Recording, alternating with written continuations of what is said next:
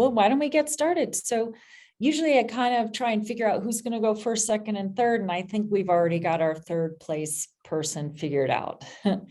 Dan Chen is supposed to be joining us today. So hopefully he will hop on this call here pretty quick. But so Dan Chen, sculptor, and we have got Clyde Stedman and we've got Timothy Standering. So welcome, gentlemen. Welcome. Thank you. So why don't we just dive right in?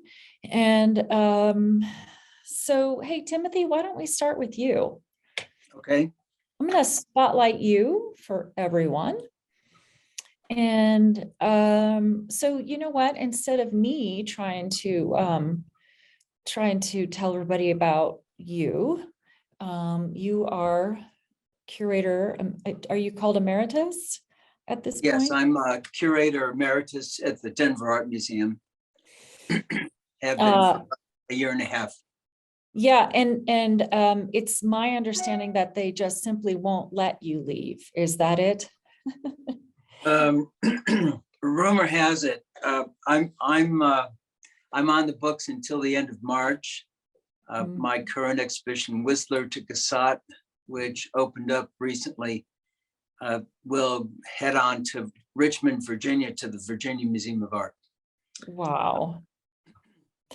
So I just kind of want to let everybody know too that Whistler to Cassatt, that's going to be up during the run of the Coors show, and Timothy is giving talks and tours. And so for those of you, for those of you who get this, who are watching this or, watch it later, know that this is a fabulous show that's just up at the Denver Art Museum. If you're in town for the Coors show, get over and see it. And how can we find out when you're giving talks? Well, I can tell you right now. I'm talking tomorrow evening at 6 p.m.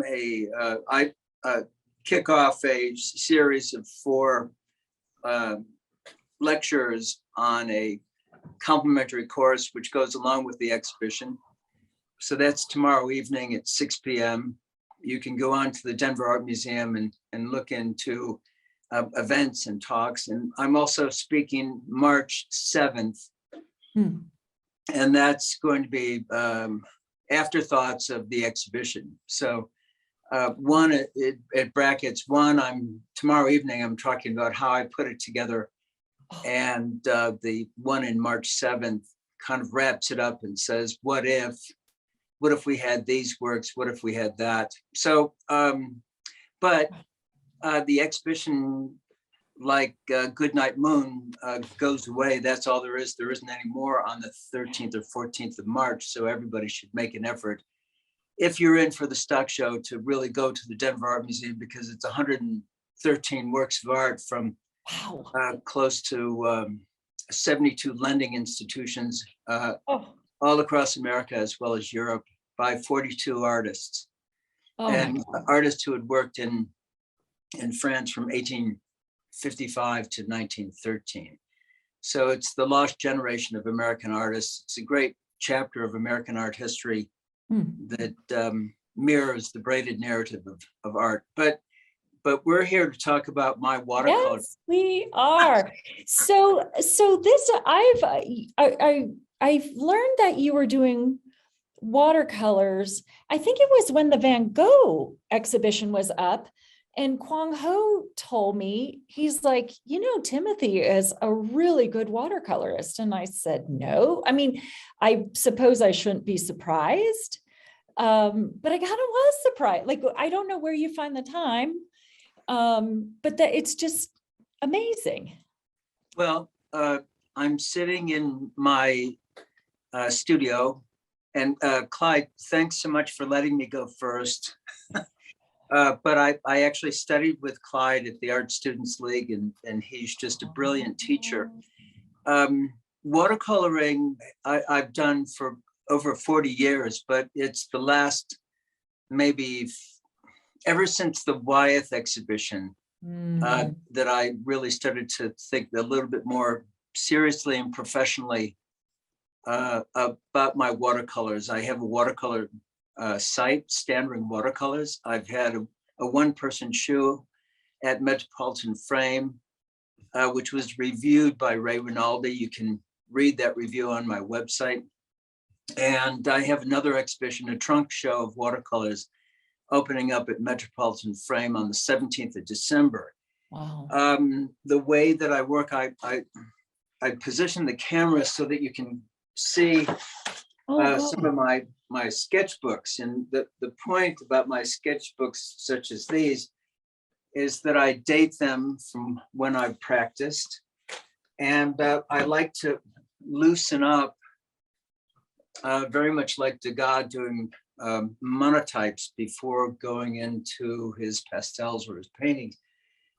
On these, before going to nicer paper, as it were, I've been influenced by Tony Smybert, who published really interesting books on Turner, such as the Tate Watercolor Manual, Lessons from the Great Masters, which is absolutely brilliant.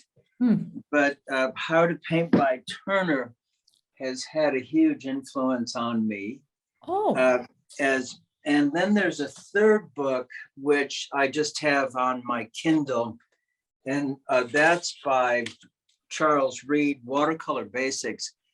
And I taught a watercolor primer workshop in Nova Scotia, Canada, this past September at the Lunenburg School of Art. So, so I have boxes upon boxes. I work in standard sizes, 9 by 12, 4 by 9, 11 by 14, and 5 by 7. My watercolors are priced by the square inch, like Impressionist paintings. And I prefer to work with porcelain palettes. And then I have my favorite brushes are these black velvet brushes, and there's a firm called Leonard, which we would pronounce Leonard. And it's a French company, and they probably make the most interesting Kolinsky brushes. What's happened in the past couple of years is that the winters haven't been terribly cold, and so the Kolinsky, the animals haven't been growing their hair long enough. But the thing about the brush is that it has just a brilliant spring to the touch. And by pulling over this, I kind of segregate my brushes from the really great ones. And every time I go to France, I go to certain art stores in Paris and purchase Kolinsky brushes. And so are those a sable brush? Is that what's? Yes, it's a sable. And the hair has been shorter, and therefore it's been more difficult. But let me show you all. And then Timothy, I want to share your images too that are in the show. Go ahead. Yes, sorry. Because I can't. I'm just looking in the camera. I can't see what's going on here. No, yeah, I know. No, so let's do a share. And what I pulled up is Bar Lake looking south. And this one is May 3rd, 2021. And I'm just going to make it bigger for everybody. You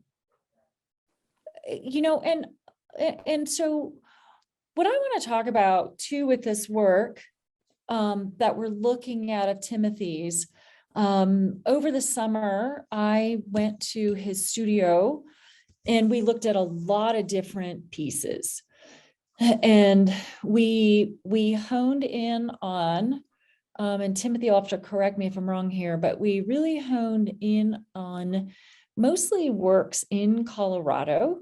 Correct. And in this region, And so, and then we kind of looked at putting together a suite of works that really sort of responded to each other.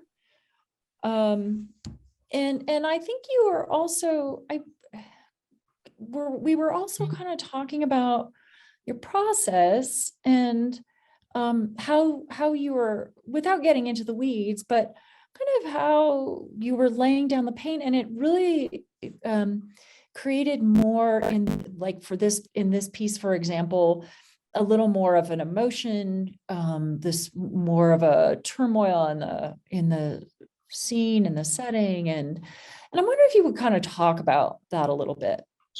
Well, actually, I owe this dictum to Kwang Ho, and because I've been also painting oils recently, and Kwang said, your oil painting is going to help your watercolor painting. And in other words, it'll inform it.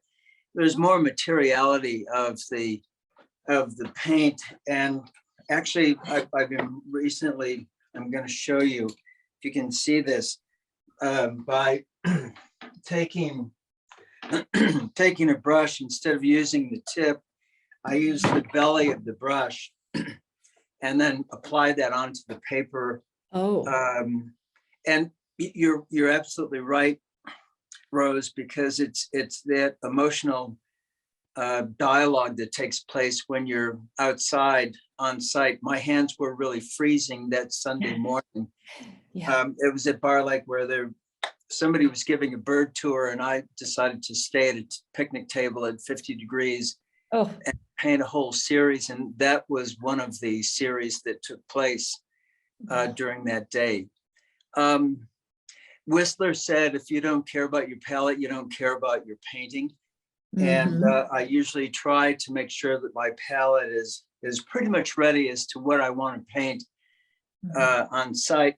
And so it's a poetic interaction that's responding to that particular day. And I think, Rose, you picked out one that really resonated, both for me as well as for you, and hopefully for many of the visitors. I remember remarking to you, I said, I don't have any cows or cowboys or horses, but I've got a lot of Colorado landscapes that really speak to me wonderfully. And I'm just thrilled to be in the exhibition. Yeah, I'm just so happy to have you in the show. And I think it's just so much fun because you bring so much to the show in a way. First of all, these wonderful paintings that capture, and I think they're tone poems. You capture, yes, in a very poetic way, but also this fabulous depth of art history. And yeah, I'm just excited to have you, present, your work present, but you as well. I think people are going to be picking your brain every time you walk into the gallery. It's going to be a lot of fun. So I really look forward to it. Yeah. So we're looking at Rocky Skyline from Kent, March 21, 2021. And just, yeah. And, with this painting, so with oil painting, and we'll grab Clyde next, but, with oil painting, there's just so much push pull with the paint. And then if you don't like where it's going, you can get mad at it and scrape it all off and turn it like a bad painting to the wall, and then come back and work on it again. Watercolor, you're done. No, watercolor, you have to think anticipatory, have your palette ready. And I think that watercolor took just about a half an hour to paint, because you really have to move quickly. And I frequently paint up at Kent Denver School at their dining hall with my little Mighty Mutt Tutu, and she watches the geese and I paint. And we both have this communion with just a blissful afternoon. I've probably done about 20 or 30 paintings. In fact, I was just there last Friday painting from the same site. How do you, I'm gonna pull up another painting, but I'm wondering, I'm gonna pull up View from Loveland Pass, and this is from May 28, 2020. And it's more of a horizontal. Oh, yeah. Yeah. Go ahead. How do you do a number of paintings, and is that like a build up to the final, like I've been working with some Chinese brush painters for a small exhibit that I've got up, and there's a lot of preliminary painting that goes into it, because that one is a gesture and you're done, and you either capture the gesture or you trash it. And not that watercolor is that, but there is to some extent. So what I'm wondering is, how do you edit? You know when to stop. Is that right? It's a good question, but I work on maybe 2 or 3 watercolors of the same site at the same time, because you want to get your sky when you're when the sky is drying. You may then work on another one within 10 or 15 minutes, and then you begin to deal with the landscape. But as you can see along the bottom, I may not have entirely finished it every square inch. Mm-hmm. And I like that unfinished character. Excuse me. Yeah. Yeah. I like the unfinished character because it's kind of like a Navajo rug thread that it shows you about process, that this is about painting, and it's a dialogue, a poetic dialogue with how I'm feeling out on site. Oh. And sometimes I work on unfinished watercolors in my studio right here at this desk, and sometimes they come off, but other times I've ruined watercolors and just labor them to death, like Degas had done. And I brought those to my class this summer and showed them what a labored watercolor would look like, which is completely dead. And it just doesn't show any kind of spark or scintillating kind of feeling about it. But I love painting, and I really don't want to hog the whole show here.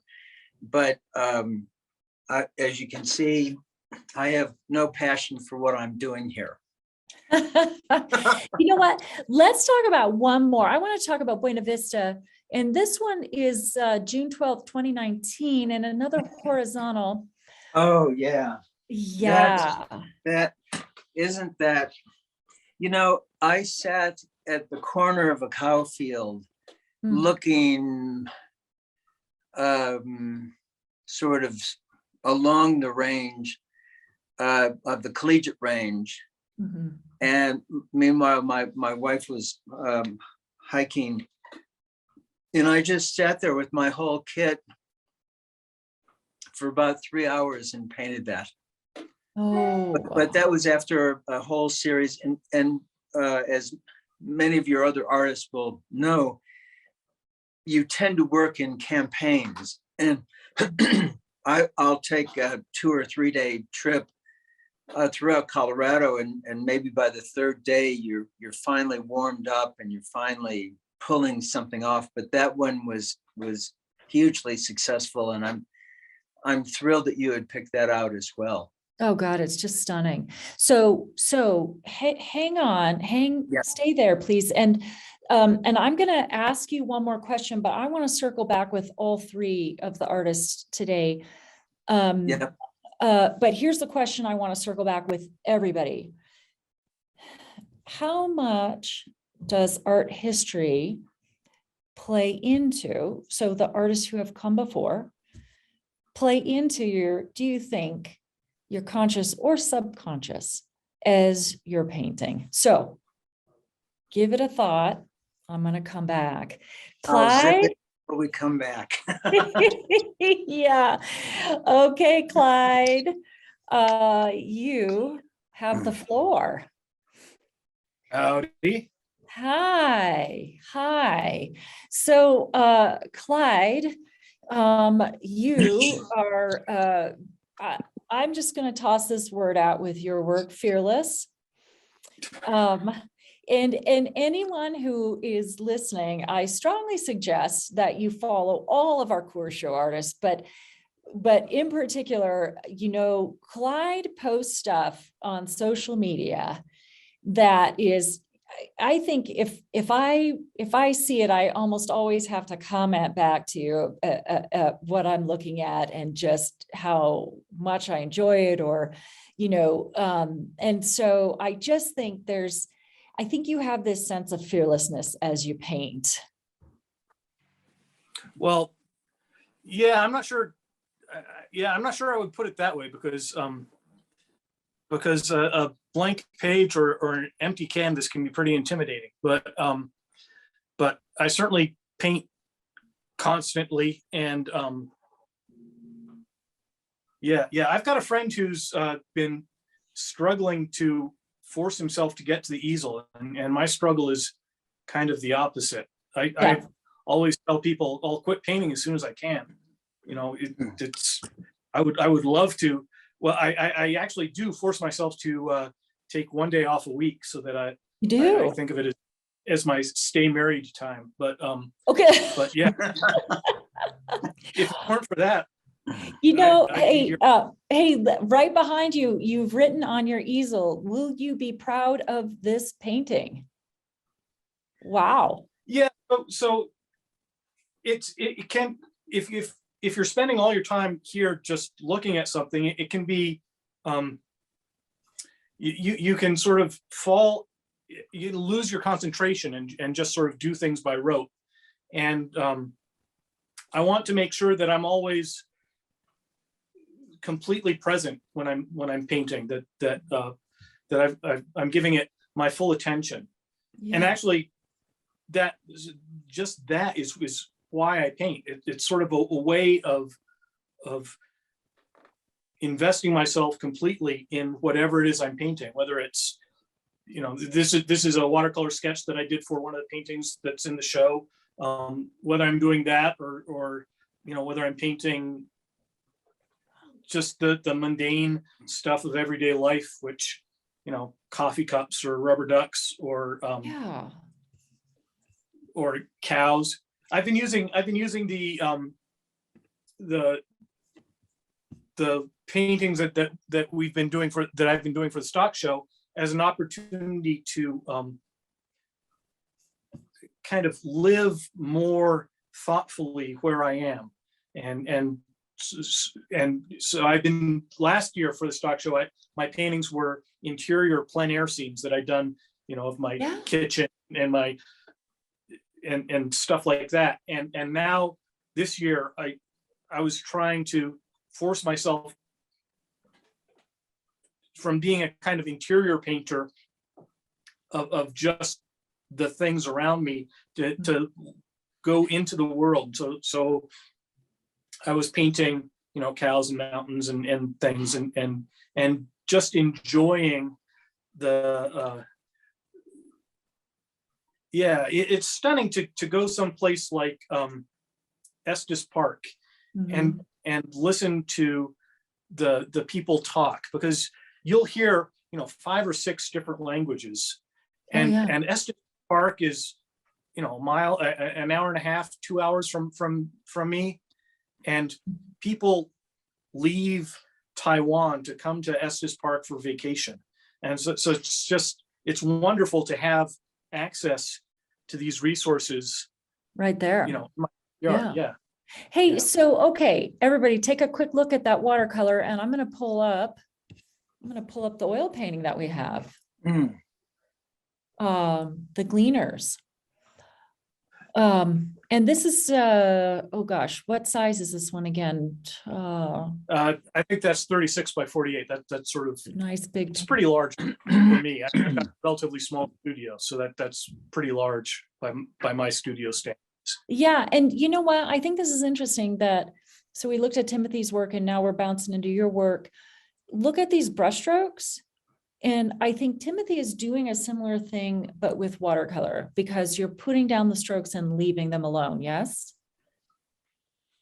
Yeah, not always, but I'm definitely not leaving an immaculately finished surface. So Timothy touched on something that's central to the way that I approach things, which is, I think of one of the big differences between painting and a photo is the time that's taken in the developing of the work.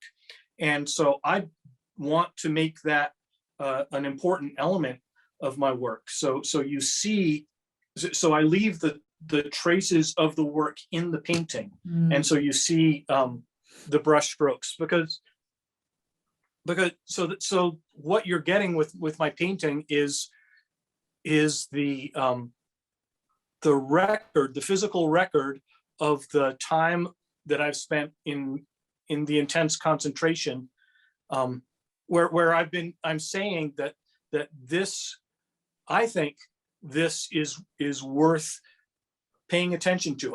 It took me, I don't know, a couple of weeks, 3 weeks, something like that, to do this painting.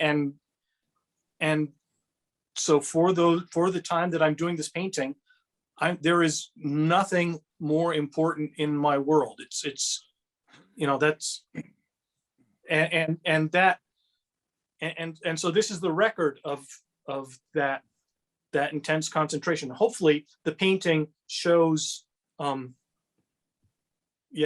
whole of that process. Yeah. So let's talk about, I'm going to pull up Stop and let's talk about, and is this, you live near the National Western, very near. Right. Is this in the neighborhood?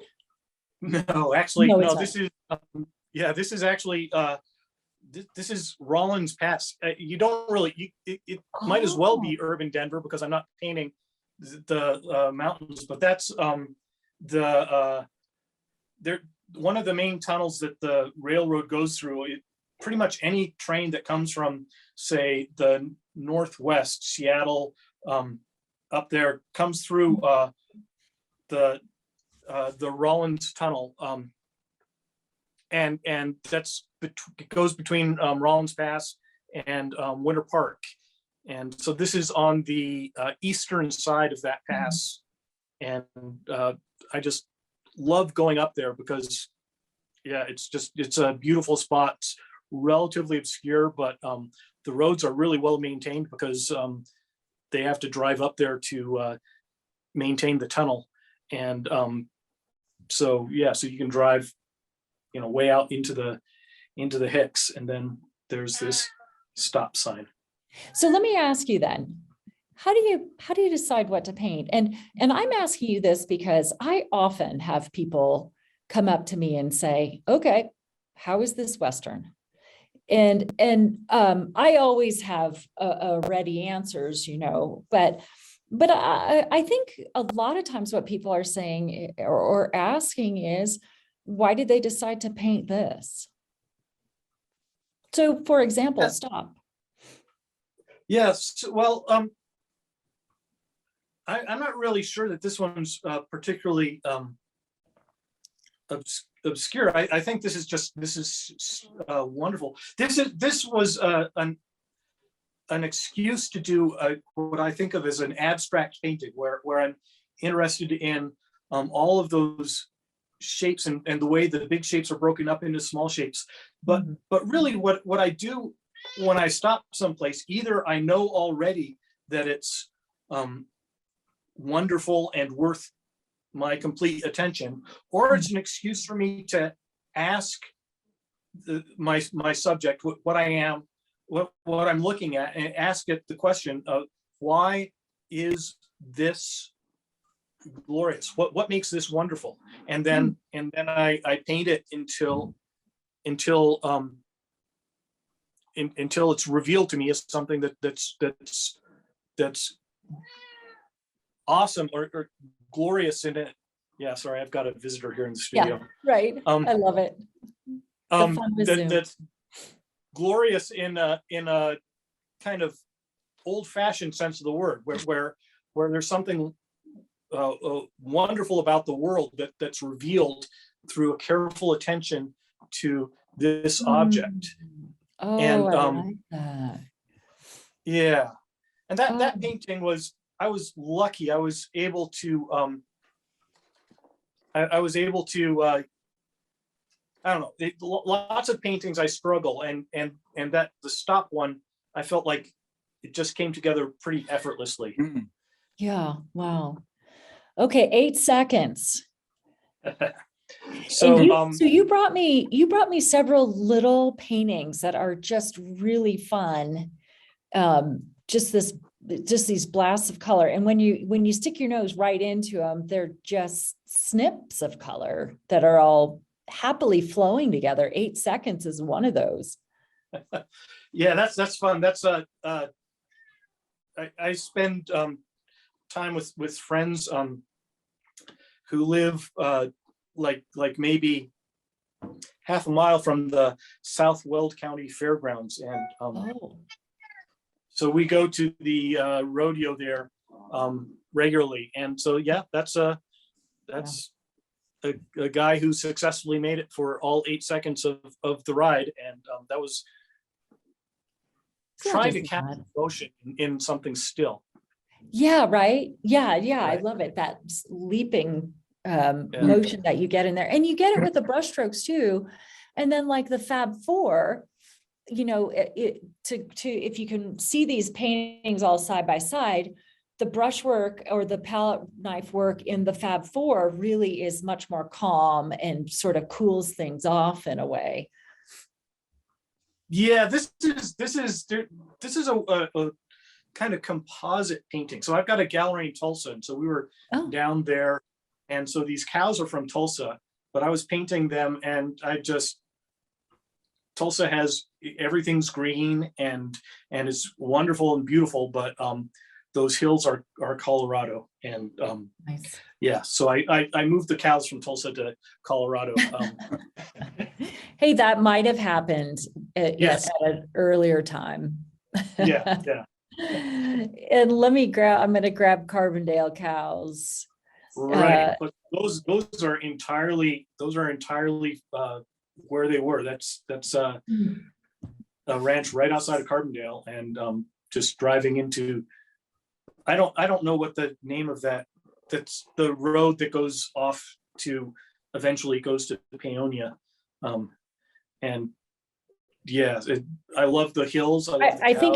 I think it's called The One I Almost Died On. Yeah. I was maybe a little impatient on that road one day. Yeah. Well, it's beautiful. I love everything along that road. We've spent lots of time, in Marble and Carbondale and Paonia and all those. Yeah. So looking at this, I mean, and this is a little painting, so you can see the brushstrokes. I mean, you can just see everything in this painting, and there are just so few suggestive brushstrokes that say cows, and they're just there. It's so fun how this painting works. So Timothy mentioned this, but talking about the poetry of painting, and I think it's important to think of painting as much closer to poetry than prose. So I'm not gonna say everything there is to say to describe a scene, and so what I'm gonna do is very much like what I did, when I was a kid writing poetry, and that is try to get rid of everything that's inessential and leave only what's utterly necessary, and trust the viewer to be able to understand and maybe complete the painting. And isn't that the thing with any art form, is trusting the viewer, right? Yeah. And I kind of get that when people write artist statements, and it's like, you don't need to spell all this out. You just need to trust that we can see this, Enigma variations is another one. And you just capture that dry kind of dusty, hot day too with Yeah. this. Yeah. That's just outside of Craig. Yeah. So we really were spending a lot of time out in just outdoors, just trying to get away from people and sort of our home, which had become sort of oppressively smaller and smaller as the year dragged on, and yeah, I did lots of painting around Craig and Steamboat and yeah, and I just love these. There's kind of, because they're all sort of the same kind of cow, I think of them as variations on a theme, as similar. There's a way in which the 8 seconds painting is a literal version of the Enigma variations, where I'm taking something and doing it in different times in the same painting. But in the Enigma variations, I'm thinking of those cows as sort of repetitions of the same shape and life at different in different instances, different ways of seeing it, and yeah, that was lots of fun. Yeah. Okay. So hang on. Dan Chen, you're up. I'm putting the spotlight on you. Right. Dan, our sculptor. So I was counting on my own time zone. Yeah, I had a feeling. So Dan is in the Northwest and he is an hour behind us. So Yeah. I had a feeling. Well, Clyde had to text me to remind me because I was on curator time and yeah, had started, yeah. Anyway, yes. Okay. So I'm hoping I have all your images in here too, Dan. I think I do. And so, yeah. I have a couple pieces over here kind of relate to what we have. A couple pieces actually there, but yeah, you go ahead. Okay, good. Hey, so I am just gonna, oh yeah, these are wonderful. So I'm gonna go ahead and screen share and let's just dive right in and take a look at your work here. And so Dare to Be Different. And I've probably told this story many times, but I saw Dan's work 15, 16 years ago at a wildlife show. And okay, I'm just gonna go ahead and say this. So much wildlife art is just really repetitious. And it's really interested in faithfully rendering, every aspect of that animal that it loses the character. And I think this is exactly what we're talking about with Clyde and Timothy today in the brushwork and how these are poems. And I think, Dan, when I first saw your work, you were doing something so different from everybody else in that, and it was a national exhibition. First of all, you were capturing character, but secondly, there was always humor in the work. And so as we jump into these, I really do want to talk about the humor, but the gesture and what you're pulling at with this work. So like Dare to Be Different. Okay, this is just delightful. Yeah, so this piece is interesting. When I sculpt, a lot of times, you're right. I sometimes when you look at all the wildlife sculptors out there, it's like I can't compete because they're so well known and they are really technically down, so they know what they want and exactly they can execute it. So I try to do a little different. It's interesting when you mentioned something about you're curating a Chinese brush painter. That was my background. So it's more about, it's like Timothy and Clyde was saying about the poetic aspect of it. Chinese brush painting is simple, but it's not. Mhm. So you get the gesture or the brush stroke, you made it. You don't, you just crumble out and throw it away. So I'm trying to kind of somewhat duplicate it in a 3-dimensional way. If we had time, I'll give you a little tools in here. I'll show you a little bit of what I had before. But for this particular one, it actually, the name came first.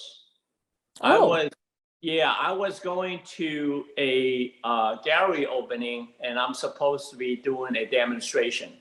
So I got my clay with me, and I got my wires for armature. So I didn't know what I'm going to do. So within about, I would say, 30 minutes to the location, which is in Cannon Beach, this is what it came to me: Dare to be different.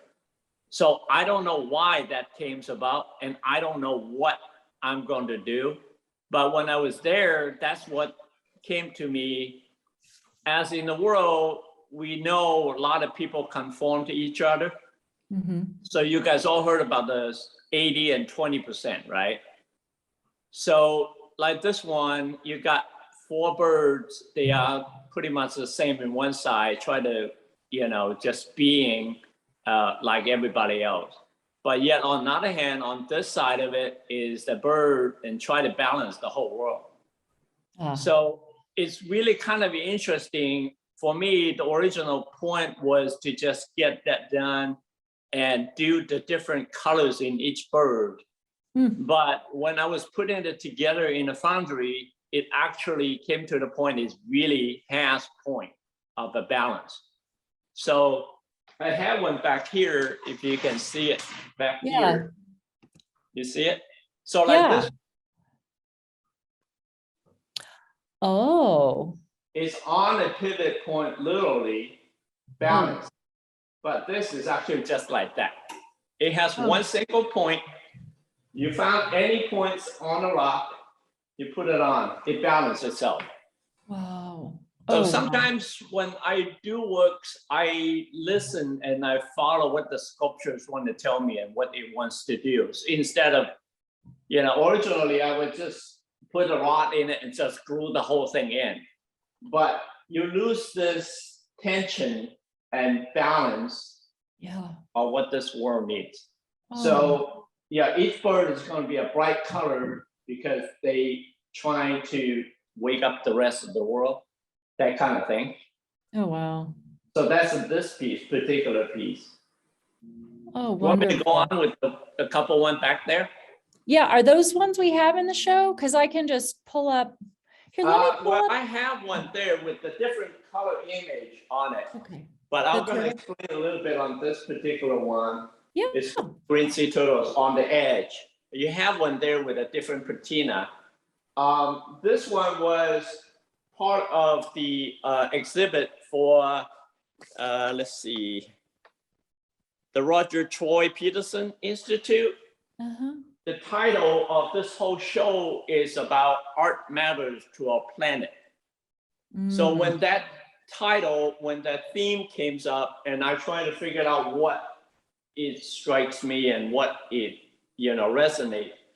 So I choose the green sea turtle, and we all know about what the green sea turtles has been struggling, and it's been because of the drag nets, the plastics, and all that.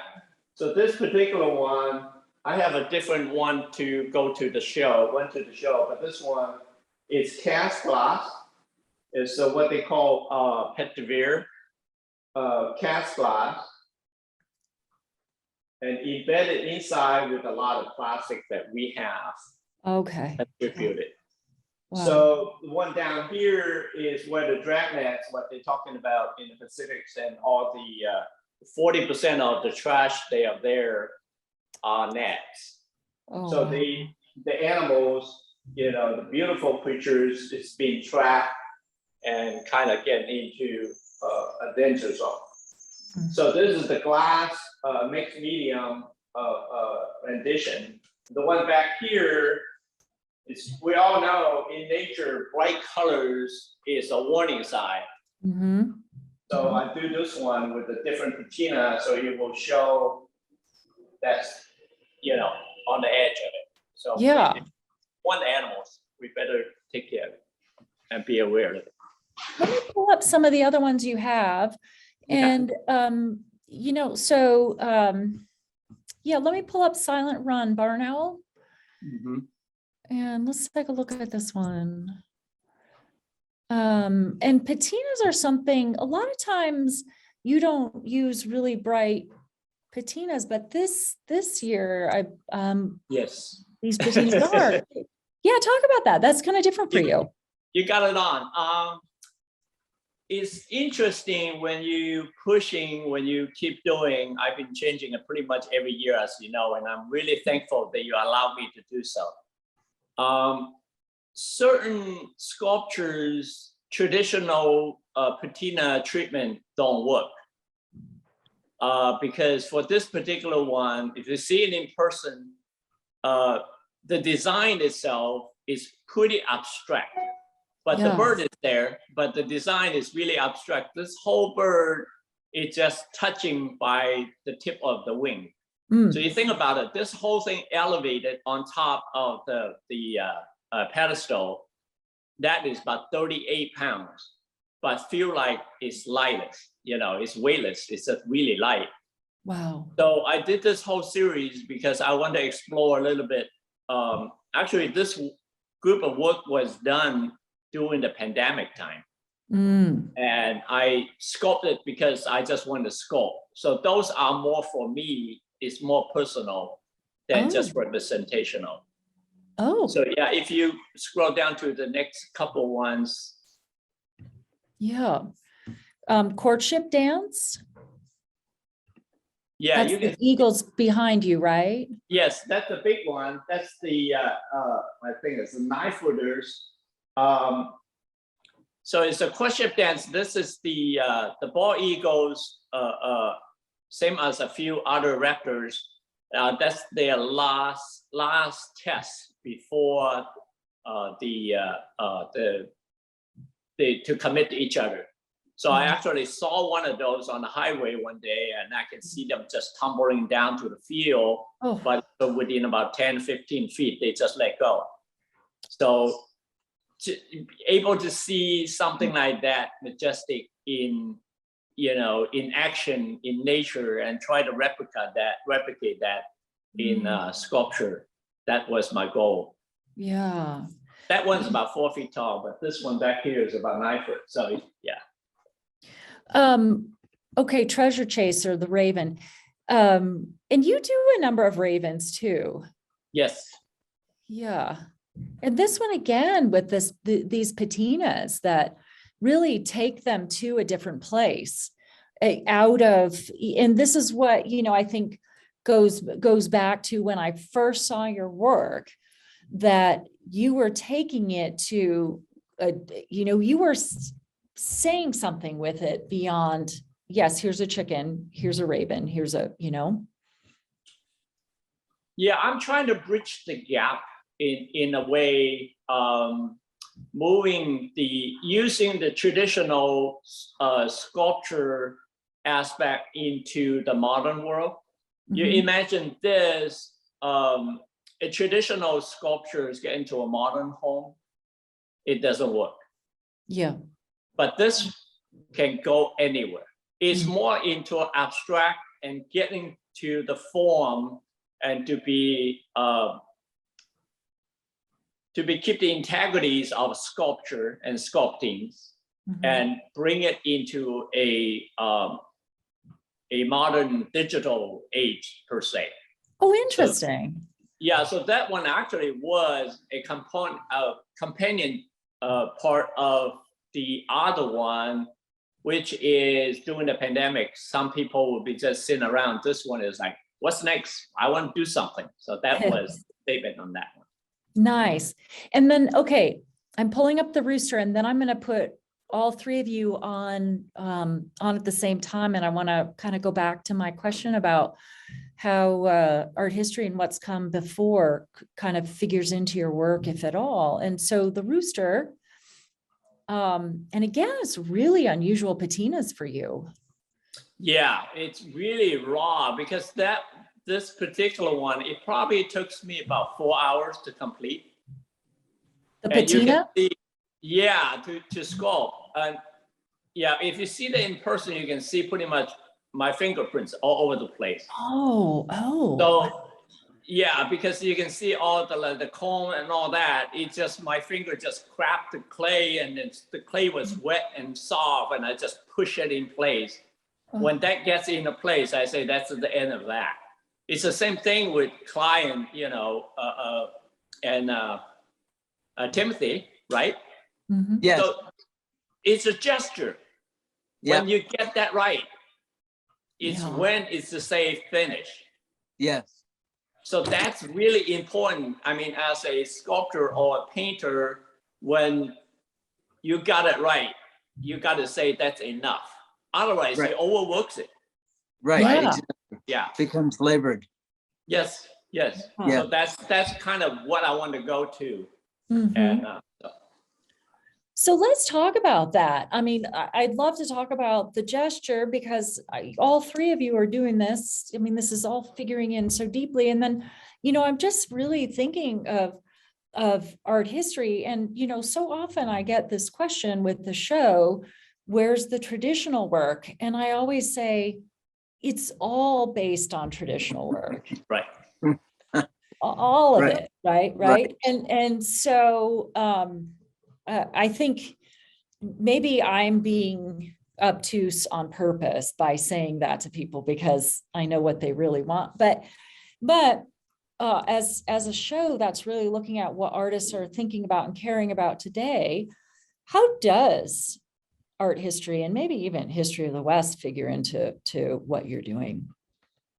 It's amazing that you brought this up because actually, so this is my most recent painting, and this doesn't look like it, but this is actually based on a cityscape by Vermeer of a Delft city scene. So the composition is, literally taken from the Vermeer painting, and so I've been doing that using. Well, so the artists that I've been thinking about most while I've been painting this year have been Vermeer and Diebenkorn and Wayne Thiebaud. So like I've been, and when I say I've been thinking about them mostly for compositional, as compositional masters and people who can teach me, where the good shapes are, how to arrange shapes on a canvas so that you evoke something powerful. And But Clyde, what's interesting is your response would be different from mine. Mhm. I would have looked at Thibaut and Diebenkorn for their application of paint, their underpainting, and their impasto across the surface. But getting back to your question, Rose, I internalize what I've seen, and I've seen quite a lot, but I respond to Sargent. I mean, if I could paint watercolors like Sargent, Mhm. if I could paint watercolors like Andrew Wyeth. But the thing about it is that I've spent a great deal of time looking closely at their works, and I don't consciously say I'm doing an Andrew Wyeth, but it sort of comes through when you're out there in the field responding. And so I that's a good word to explain to people that these are responses to what has gone on before us. Yeah. But it's mediated also by the immediacy of what we're responding to. Mhm. So there's a different feeling when you're painting en plein air outside as to when you're in the studio. And and even if you have a work that takes a long time, if you work on a tighter botanical influence watercolor, Mhm. you don't want to lose that sense of spontaneity. Right. So Dan, as you can all tell, Dan is from Sweden. Kidding. So Dan, you come from China, obviously, and Yeah. there's a really rich history of art as well. And how does that play into your work? A lot of those is my background when I started was watercolor on silk. It's really traditional. That's even beyond the spontaneous Chinese brush painting. Yeah. Is there the possibilities I can just flip my camera to show you a little bit in the background? Sure. Let's see if I can do that. Yeah. Take us on a tour. Okay. If you get seasick, people, just look away. No, for a I'm just second. going to go really slow. So this is all the watercolor on silk paintings I have done when I was about 18. So that's basically my background right there, right? You see all the watercolor on silk, and you got a little bit of spontaneous work down there a little bit. So that's where my background is. But when I came to the state, I'm going to go really slow back to here because I know it will get me too. Yeah, right. But anyway, so this is, this is my studio gallery area, so I can show off a little bit better. But anyway, with that in mind, I've been, in the country almost 40 years. So, but it's kind of in your blood, I know history and art is really rich also on the Western too. For years, I'm avoid seeing the names of the artists. I got a whole libraries of books and artists and stuff like that. For years, I'm just looking at the work. Just like Timothy say, you absorb it. And when it comes out, it's already part of your, second nature. It's no longer you're trying to duplicate, Rembrandt, Bugatti, or, Rodin and all that. But what you see is internalized. It's come through, you become who you are. Because, you can't compete with Rembrandt, but you can be different, right? It becomes who you are instead of who he is. So let me ask you all this then. How do you make it yours instead of Whistler's, instead of Rembrandt, instead of Thibaut, or right? How do you make it? Are there times in the past where you're like, well, that's not me, or can you look at past work and say that? I just think that's such a difficult thing that maybe people don't understand, that these influences are so important, but how do you now put your own influence into the work? Well, one thing about working in a medium that people have been doing for a long time, like watercolor or oil or sculpture, is that you get a chance to participate in a dialogue with the people who have come before you.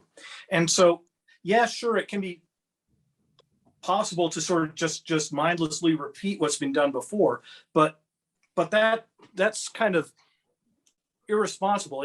I think it's what Dan and Timothy have been talking about is paying attention to the people and responding to them. So that means that you get an ongoing commentary about the things that people find important. And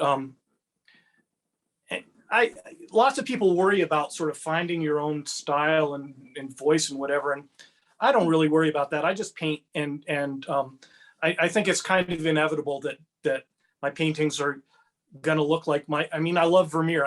I suspect that if you look at the brushwork of my paintings, you're not going to really, the Vermeer not so is much. not gonna be, yeah. I'm safe. I can't speak Dutch, so I can participate in the dialogue with Vermeer the way that in the language that I speak, which is the language of the brush, the language of shapes, the language of colors and values. And I love it. Yeah. Timothy, Dan. Yeah, I think it's when we are different, our background's different, our experience is different, that all play into what you do. And a lot of people, come and ask for advice, or, ask how you do it. Is that a secret? You learn it from the past. It's for you to pass it on. So I think in a lot of sense, you're not going to come back and make a sculpture look like Dan Chen, because what I have gone through for the last 30 years or whatnot is playing. You might look like it, but you're not really internalizing it. Yeah. So, okay, we are at 2 minutes after 1. I usually like to leave just a couple minutes if you have questions or comments for each other, and then we'll wrap. Do you have anything for each other? Well, I enjoyed meeting Dan and having the dialogue with Clyde. You guys are in Colorado, right? Yep. We are. Oh, okay. Lucky you. I'm way over here on the west. I'm in Eugene. Where's your studio, Dan? Eugene, Oregon. Oh, that's a lovely place. Yes, I love it here. Yeah, we would fly into Eugene and then head off to Yachats. Oh, okay.